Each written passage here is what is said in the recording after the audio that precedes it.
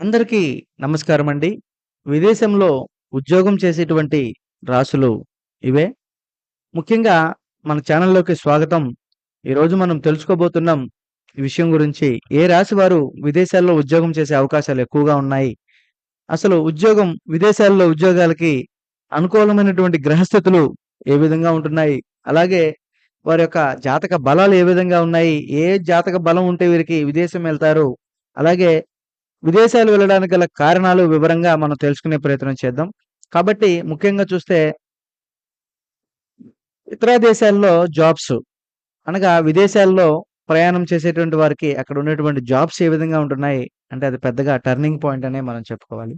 జ్యోతిష్య శాస్త్రంలో దీనికి ప్రత్యేకమైనటువంటి ముఖ్యమైనటువంటి హౌసెస్ ఉన్నాయి. అంటే గ్రహస్థితులనేవి మనకి మారుతూ ఉంటాయి.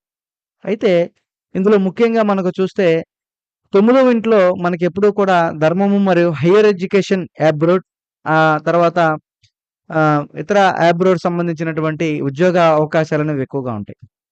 ఇక 10వ ఇంటిలో గనక వీరికి అనుకూలంగా ఉన్నట్లయితే ఉద్యోగం మరియు కెరియర్ విషయంలో చాలా అద్భుతంగా నిలబడే అవకాశాలు చాలా ఎక్కువగా ఉన్నాయి. అలాగే 12వ ఇంట్లో వీరికి గ్రహ బలాలు చాలా అనుకూలంగా ఉన్నట్లుగా అయితే వీరికి ఫారిన్ ల్యాండ్స్ మరియు సెటిల్మెంట్స్ తర్వాత అబ్రాడ్ సంబంధించినటువంటి ఎక్స్‌పెక్టేషన్స్ చాలా ఎక్కువగా నిలబడతాయి. వీరికి ఇవన్నీ కలిసినప్పుడే జాతకం వారి యొక్క జీవితంలో పూర్తిగా మారిపోతూ ఉంటుంది. అయితే మరి మనం చూసుకున్నట్లయితే టాప్ 5 అబ్రాడ్ ఎళ్ళేటువంటి రాసులలో మనకు ఏ విధంగా ఉంటున్నాయి? వారి జాబ్స్ ఏ విధంగా ఉంటుందంటే ముఖ్యంగా చూస్తే ధనుస్సు రాశి. ధనుస్సు రాశి వారికి గురువు అధిపతి కాబట్టి వీరికి గురుస్థానం చాలా హైయర్ నాలెడ్జి ఫర్ అబ్రాడ్‌గా ఉంటుంది.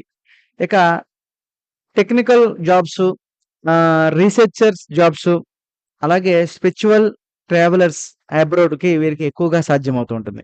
వీరు ఎక్కువగా ఫిలాసఫీ మరియు టీచింగ్, కౌన్సెలింగ్ వంటి రంగాల్లో విదేశీ అవకాశాలు చాలా ఎక్కువగా పొందుతారు. అసలు ధనుసు రాశి వారంటేనే గురుస్థానం అనేది వీరికి ఎప్పుడూ కూడా గురువుని విద్య నేర్పే స్థాయిలో వీరికి ఎక్కువగా ఉంటుంది.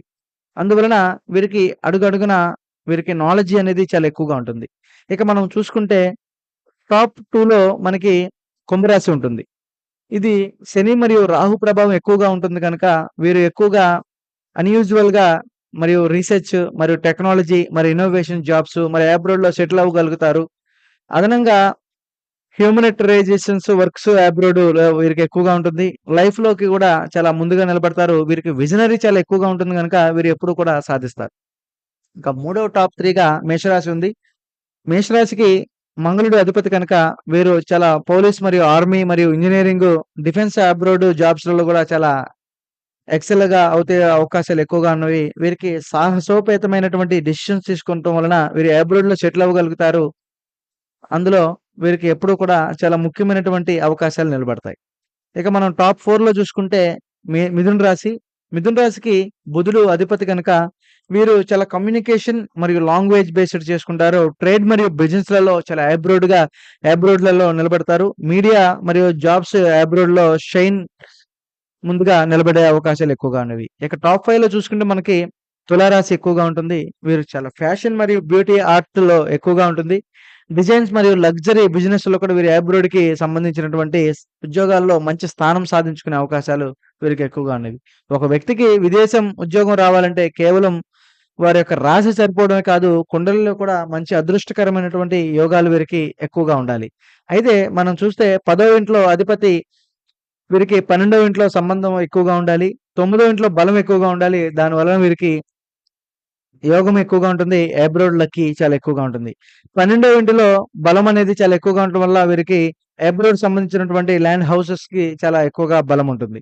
ఇక రాహు అనేది వీరికి సిగ్నిఫైచర్‌గా నిలబడే అవకాశాలు ఎక్కువగా ఉన్నవి.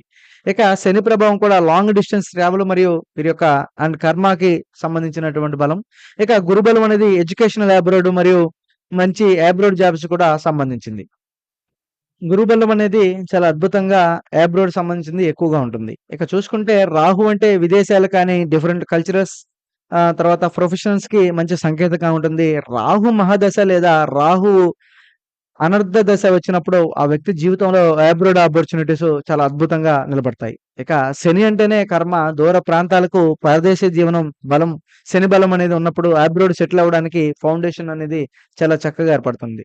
ఇక మనం చూసుకుంటే ఇక ధనుసు రాశి వారికి గాని, కుంభ మరియు మేష, మిథున, తుల రాశి వారికి వీరికి వీలొచ్చినప్పుడు జ్యోతిష సలహాలైతే చాలా అద్భుతంగా ఉంటుంది. వీరికి రాహు, శని, గురు స్థితి అనేది ఎక్కువగా చూసుకుంటే చాలా